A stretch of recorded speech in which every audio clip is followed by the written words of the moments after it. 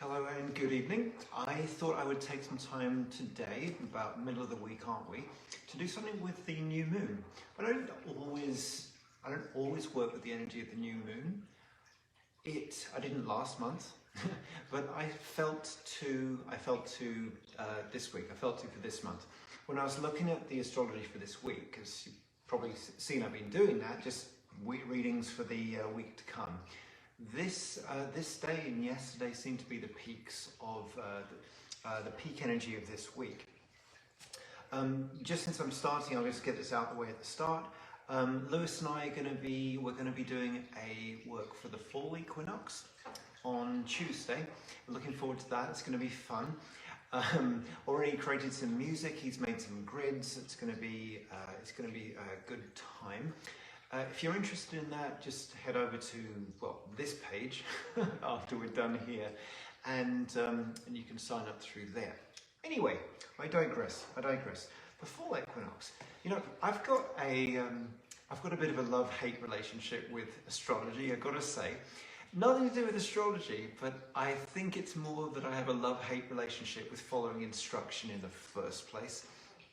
And over the course of my life, astrology's been a tough thing to ignore because it's annoyingly on point, isn't it? When I'm looking at this period of time right now, two things are quite glaring for me. One of them is the Mars retrograde. I'm starting to get an American accent, aren't I? The Mars retrograde period, which extends from, before now through to mid-November. And of course, we've got the election coming up then. There's a lot that's going to get stirred up between now and then. The other period is the next couple of weeks. I'm saying this because for myself, I have to think about what period do I really want to get invested in, you know?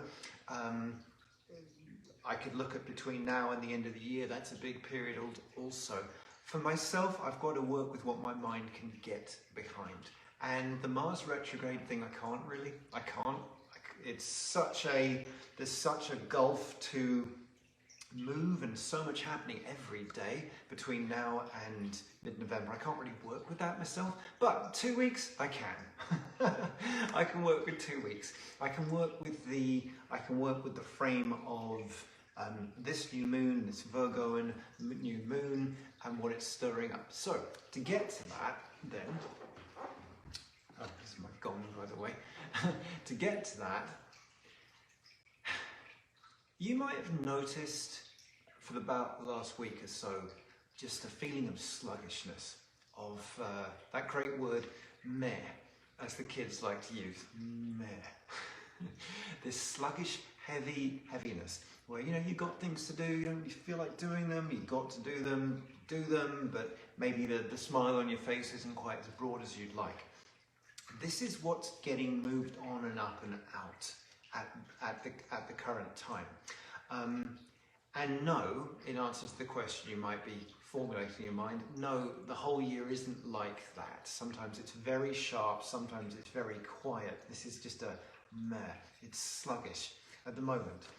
What do I say? Of course, the sign, the astrological sign is Virgo of this new moon. And what do I associate with Virgo? Practicality, perfectionism, structure, discipline, a little bit of rigidity, attention to details. In the I don't like the words positive and negative so much anymore, but in the imbalance, there we go. In the imbalance Virgoan expression, you get fussiness, pettiness. When attention to detail can get a little excessive. I will say, however, that every person I've ever known in my life that's a Virgo, I have liked them. I'm just going to say that I really like and have liked every Virgo I've ever met in this life. So, with regard to what I'm doing right now, and over the next couple of weeks, let's just look at practicality for a minute. Practicality on two levels. Yes, of course. On the physical level, absolutely, yes. You know, what we can be more organized about, more disciplined about, blah, blah, blah, blah, blah. You know what I'm saying. The point is, what can you be doing so that you're losing less energy? What can you be doing and changing and adapting and amending so that you're wasting and dispersing less physical energy, right? That's on the physical level. On the, I want to say, intentional level, right? We're getting all this stuff stirred up at us. How are we going to be practical in facing that, loving that, being with that, because that's what makes it move, right? That is what makes it move. The new moon period, as I look at it, extends one day either side of the actual day. So let's say the new moon is today, we would have been in this energy, yesterday, and we will be tomorrow as well. That's the scope of it. So as for what I'm going to do this evening, other than just share what I've shared, I like to keep it simple with new moon stuff, because it's an open, it's a quiet energy. So I'm actually going to use the gong this evening. I've done this at least once before. I'm going to use the gong rather like I might use shamanic drumming. What I'm going to be doing with sound and in a somewhat meditative way is similar to what I just said about intentional practicality, or practicality through intention. What this is going to help do, and what I'm going to be doing here, is just tidying up some of the energy around your upper chakras. That's where inspiration's coming through, by the way. That's where interference can slow you down. So, those of you that watch me when I do these things, you know I don't like to go on forever. I'm going to stop when I feel like stopping, and then I'll say goodnight. Job done, right? So, why don't you take a breath with me? I see some of you writing there. It's a little far away from my 40-year-old eyes to see, but thank you for being on with me today. Let's take a breath.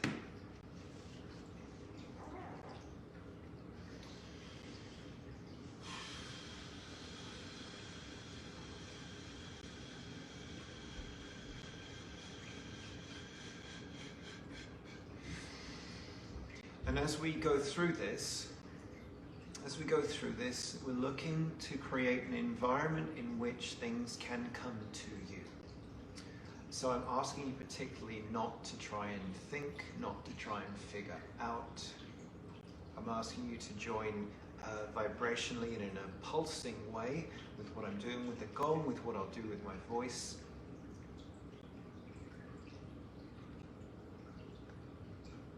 If I'm called to speak, I shall do.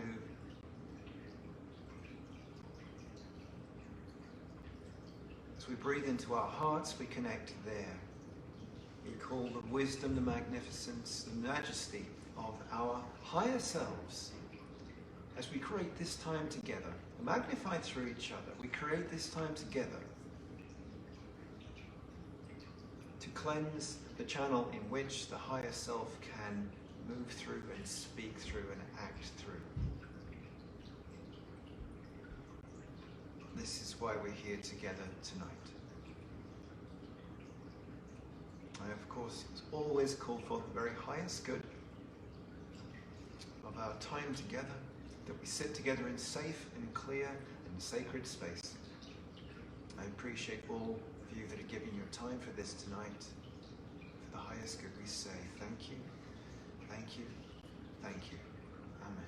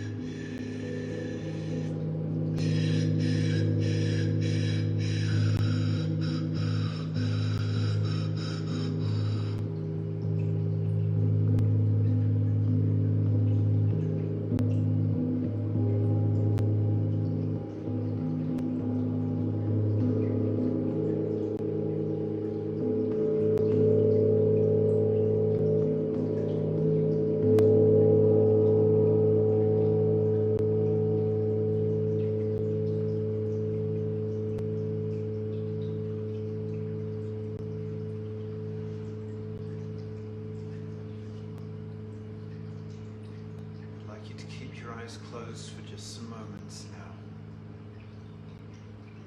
Just breathe with the silence around you. You can hear the running water from my end, of course.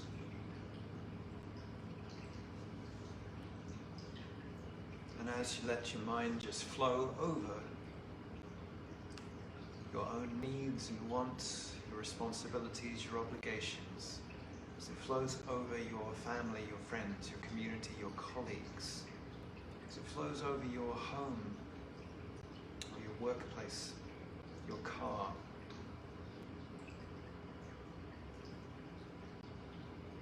where are the places, who are the people that bring a twinge of stress or pressure. And these, of course, are the keys to where you can apply some practicality, some organization in your life, that you may have the grace and that you may have the ease. Keep your eyes closed, please.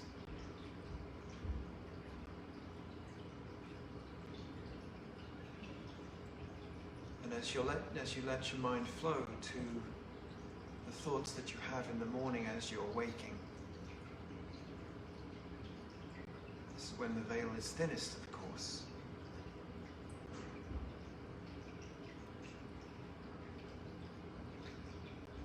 In the areas of charge and emotional pressure, as things come up from the past to be healed.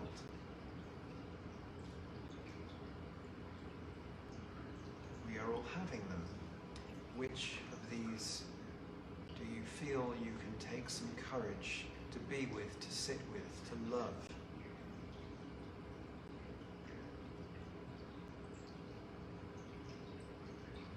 Where will you afford to expend the energy to be with a discomfort that you will no longer need to have it anymore?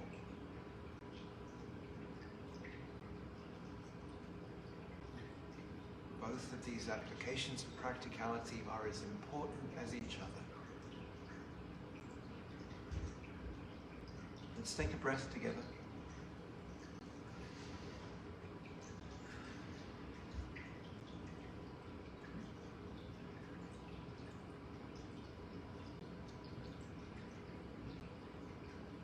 If you wish, you can open your eyes and join me.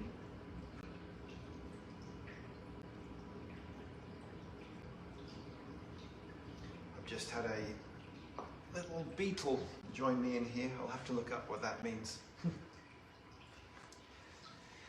Just something to say for the next week or two, is it's important to be gentle with ourselves. Arguably, it's always important to be gentle with ourselves, but with the Virgoan energy and how that can get imbalanced in all of us, regardless of when we're born, very important to be gentle with ourselves. You watch the self-criticism, you watch the negative self-talk, okay? And do your best to detach from it. Do your best to detach from it. I'm not against all types of negative self-talk. There is some wisdom in there. There is some caution in there. And that some of it's a good thing. But all of it's not. All of it's not. That's the first thing I want to say. And the other is, again, I'll remind you, if you would like to join Lewis and I on Tuesday, we will be doing a work specifically with the fall equinox, a little review of the crucible period that we've just moved through, taking a look overall at 2020 and moving on and forwards, what we can do on the individual level and the collective to support it all.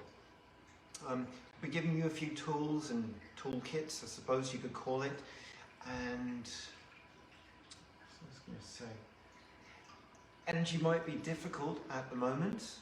I don't see that changing, but the thing is, it's energy and we can do something with it, right?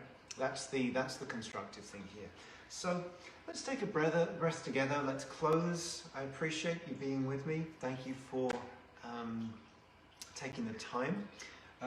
Someone pointed out to me recently, she said, is this gone really from Wuhan? And it's like, yeah, it's really from Wuhan. The irony is not lost on me. But funny year for it. But yeah, I'm fond of this gong. I got it for my birthday about 4 or 5 years ago. Anyway, I digress. Have a wonderful rest of the day to you all. I'm going to look through comments later on tonight. I have to do something right now. I wish you a great rest of the week.